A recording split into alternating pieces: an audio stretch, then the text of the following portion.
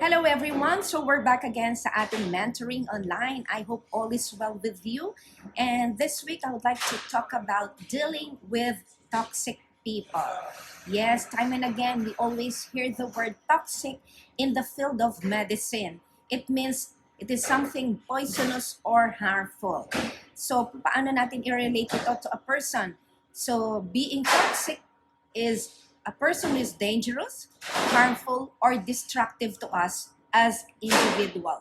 A person who is always negative. A person who always brings negativity in your life. So I've taken this message, derived this message from the story of King Saul to King David. Our key verses for this message is taken in 1 Samuel chapter 19, verses 1 to 3. Saul told his son Jonathan and all the attendants to kill David. But Jonathan had taken a great liking to David and warned him, "My father Saul is looking for a chance to kill you. Be on your guard tomorrow morning, go into hiding, and stay there." So King Saul literally tried to kill him. So even though Saul was a big man, but he has a little heart. He fit the profile of a toxic person and produced a noxious environment in his family, personal relationships, and to his kingdom. Probably you will find yourself in a toxic relationship, even in your job, or even, sad to say, in your home. Certainly, our society is now experiencing heightened toxicity, not unlike the turbulence of David's youth.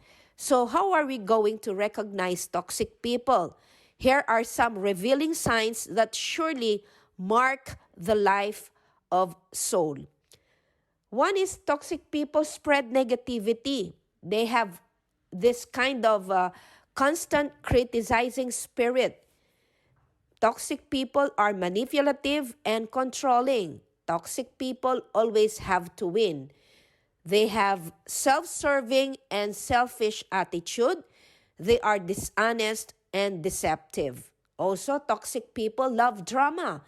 Toxic people expect blind loyalty, but they are not loyal. Toxic people are never satisfied, no matter how hard you try. Toxic people lack healthy boundaries. They are possessive and jealous.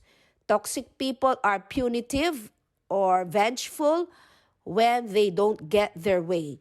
Toxic people are bullies. Toxic people have that entitlement mentality. They are envious and jealous. And these toxic people will suck you dry and then look for other victims.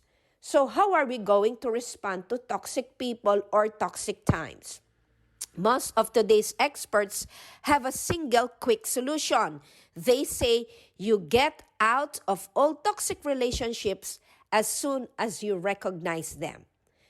It's easier said than done. But as Christians, we believe that sometimes we must hang into toxic people or toxic relationship in order for us to take the gospel to them and give our best shot at redeeming these toxic people or any toxic relationships.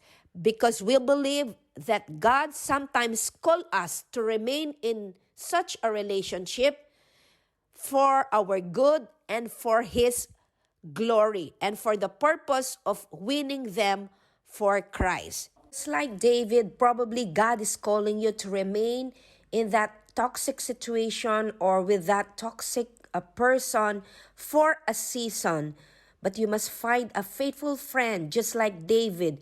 He found Jonathan who sustained him during his ordeal with King Saul. And we can read that in 1 Samuel chapter 20. So we have no choice but to leave toxic situations and relationships. You see, David went to various places as he fled from Saul. And he and his men joined him, received help from several people.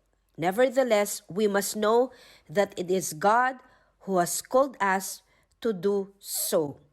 Number two, we see that David, even he had the chance, but he did not hurt Saul.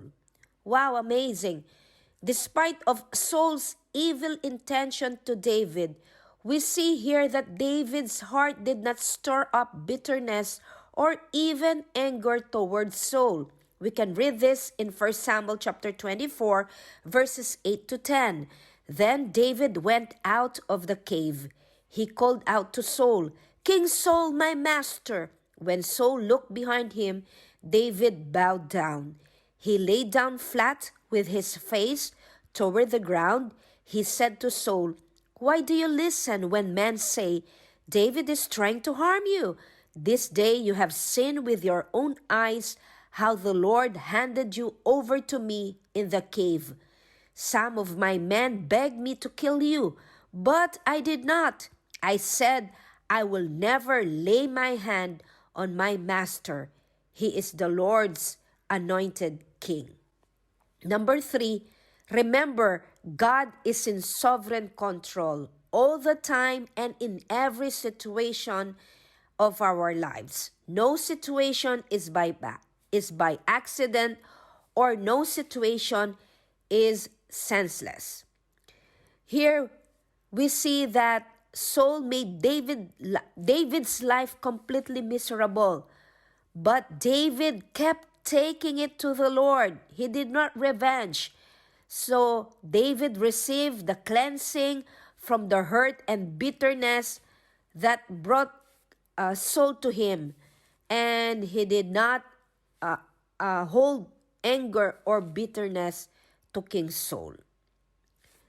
So probably in your lives, you are in a situation wherein you are surrounded by a toxic person or toxic people, I may say. For us to be safe, let us hold on to all relationships loosely, but let us cling tenaciously, passionately to God's friendship and treasure those true friends that God is allowing to come in our lives, just like Jonathan to David, David to Jonathan. What is important, don't be like King Saul. Don't be toxic.